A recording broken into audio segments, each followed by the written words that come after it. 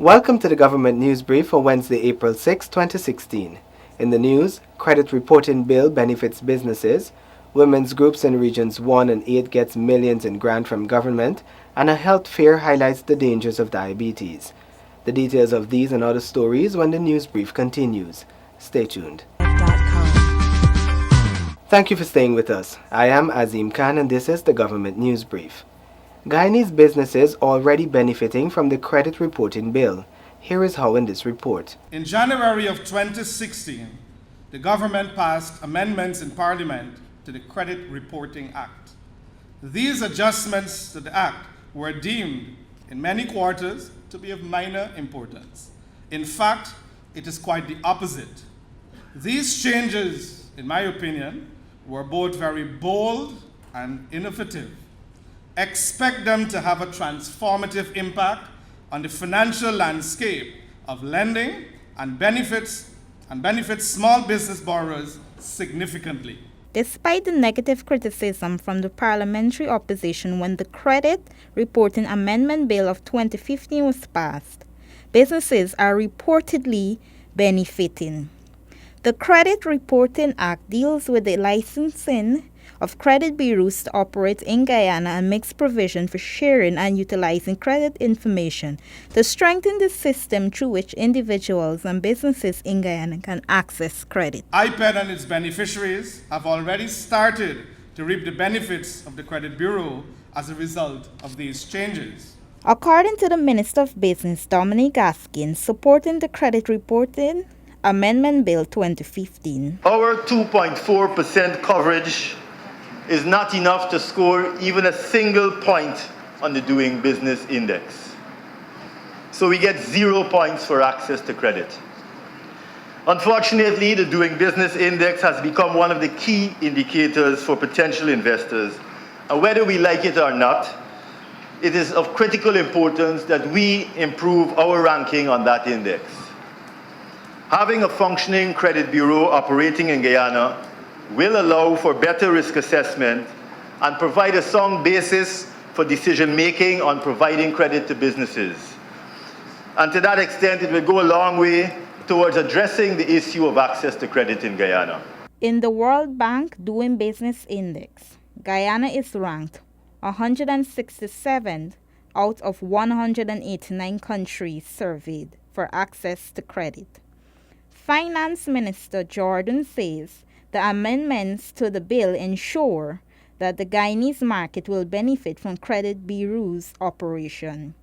These include the majority of all loan applications processed within 1 to 2 days, a decrease in default rates by at least 25%, increased access to credit which can raise the ratio of private credit to the gross domestic product, GDP, between 7 and 8 percentage points, and a decrease in interest rates due to the decreased default rates. For the Government News Brief, I am Sheba Thomas.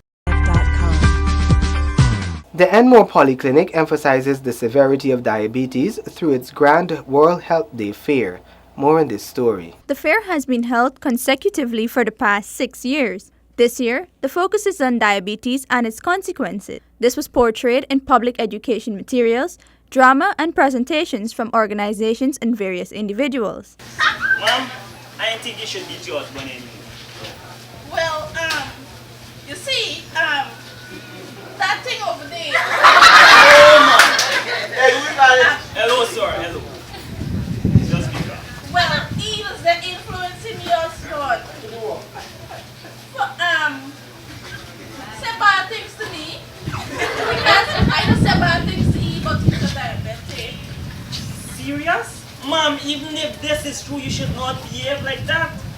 You know these things could happen to any one of us. You could even inherit this, or you could acquire it by some injury or some infection or something. What? You should not behave like that. It's 10 years trying to tell you, by 10 years trying to tell you. Mom, hear what? Today is World Health Day. And at Enmore Polyclinic, there is caring Dr. Jerry and our professional health staff. And they are there to deliver treatment and care to anyone in need. And if they cannot deliver it, they will refer you to the necessary individuals, the individuals who could give it the necessary treatment to assist in his health. But I just want to be sick with too. You want your cigarette? Yes, That is and bad. I said yes for Tobacco me is cigarette. bad for your health. I'm trying also. You ever look at it smoker's body? It's very bad. So, ma'am, from today, don't be judged. Don't abuse him in any way. Hug up your wife, nobody. Hug up your wife.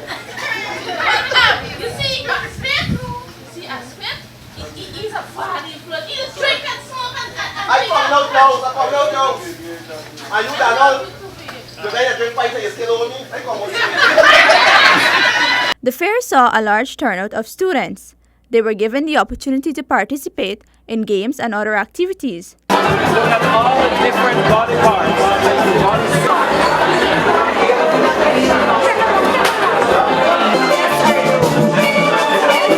Individuals were offered basic services, including glucose and HIV testing, dental care, and other medical services at the clinic. At the end of the day, it's damaging organs in your body. Your liver also.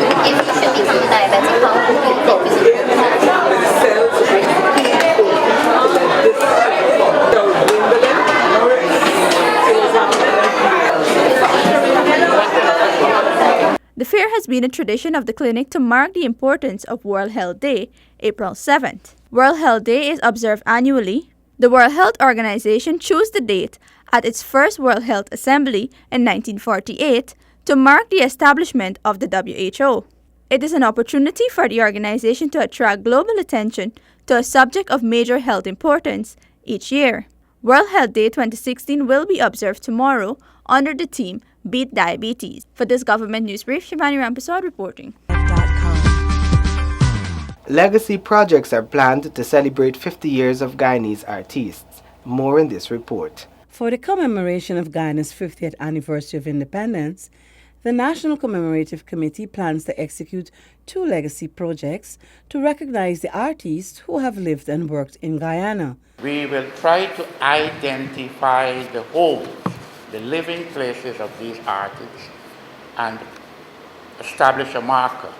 If it is possible to do that to the home, there will be a plaque.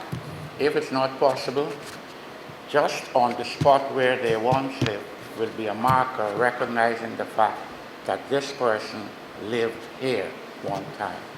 The second legacy project will be an attempt to create a creative artist spot. And we are hoping that this will be possible to effect in the national parks. Talks are ongoing, but nothing is as yet final. As Guyana celebrates its 50th anniversary, the contributions of its literary artists are being recognized and highlighted through a number of mini-symposia, lectures, and literary interactions. At least 15 such literary activities are planned, including one honoring women icons who have contributed to the independence movement of Guyana. Another feature event will be around Guyana in 50 days. This is an activity that will see the libraries combining with a number of creative artists, poets, short story writers, artists, dramatists, traveling around Guyana, making stops, interacting with the communities, exchanging documents, books, and in general, broadcasting creative activity around the country. The National Commemorative Committee plans to execute a digital tent on which the public can view Guyanese literary publications. The 50 days countdown to Guyana's Golden Jubilee celebration will begin tomorrow with 50 Days of Activism. The 50 Days of Activism are activities planned by the Ministry of Education, Department of Culture, Youth and Sport. It was birthed out of a discussion between the Department of Youth and the Ministry of Public Health. The 50 Days of Activism will showcase the regional personnel participating in 50 days of raising awareness of non-communicable diseases and mental health. This will begin tomorrow with a health walk that starts from 8 hours from the Ministry of Education, 21 Brickdam. There will also be a mini exhibition at the National Cultural Center starting from 10 hours. Both events are open to the public. Guyana is celebrating the 50th anniversary of independence under the theme Reflect, Celebrate and Inspire. Women's groups in Regions 1 and 8 will soon benefit from government's $4 million grant for development of small businesses. Details in this report. Two women's groups in Regions 1 and 8 will soon benefit from the $4 million grant allocated in the 2016 budget to support hinterland women. Minister within the Ministry of Indigenous Peoples Affairs, Valerie Garrido-Low, in an interview with the Government Information Agency, revealed that the grant is currently being processed. The grant is processing right now for poultry farming for the Marigold Women's Group in Santa Rosa. And actually that's being processed and they're waiting for that anxiously right now. The women's group in Region 8 will also be receiving a small grant. The $600,000 will go to another group in Region 8, Canapan, a women's group who want to increase their craft production. 20 women in Monkey Mountain will also be supported with small grants for planting of kitchen gardens to support the school's hot meal program with fresh vegetables and fruits on a daily basis. A family can plant 3 different species of grains and another one plant, so that everybody doesn't plant the same thing. And at the end of the year, of course, they will sell their greens now on a daily basis to the school because the school cooks every day a hot meal for the children. Under the Indigenous Women Small Business Initiative, the Ministry of Indigenous Peoples Affairs has already supported 14 small businesses in Regions 1, 2, 3, 4, 7, 8, and 9. Ronetta LaFleur, Government News Brief.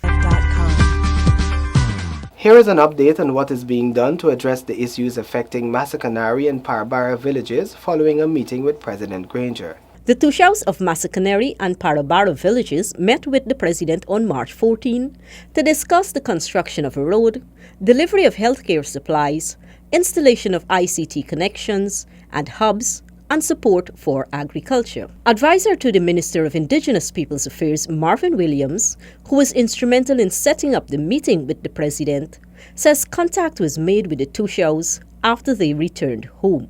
We heard from Tushau Paul Chikima, and immediately following that, a meeting was convened in the same room yesterday, attended by representatives of various ministries tasked with the technical responsibilities of doing the research and report. So we are on the road. Williams is of the view that the government will continue to work to address the needs of the country's indigenous peoples. The intention now is to ensure that the services are delivered, that the villages are not any longer seen as being divorced from the rest of Guyana, but to be an integral part of the national fabric. The team is currently working on scheduling a date for a visit to the communities for the purpose of undertaking on-the-ground assessments, following which a report would be prepared and presented to President David Granger. Masakanari and Parabara are 2 communities in Region 9, almost on the borderline between Guyana and Brazil. Beverly Alert, the Government News Brief. This has been another edition of the Government News Brief. You can find the details of these and other stories on GINA's website. We encourage you to subscribe to our website and YouTube channel. You can also like us on Facebook so you can be informed as the news unfolds. Join us again tomorrow for another edition of the Government News Brief. Thank you for watching.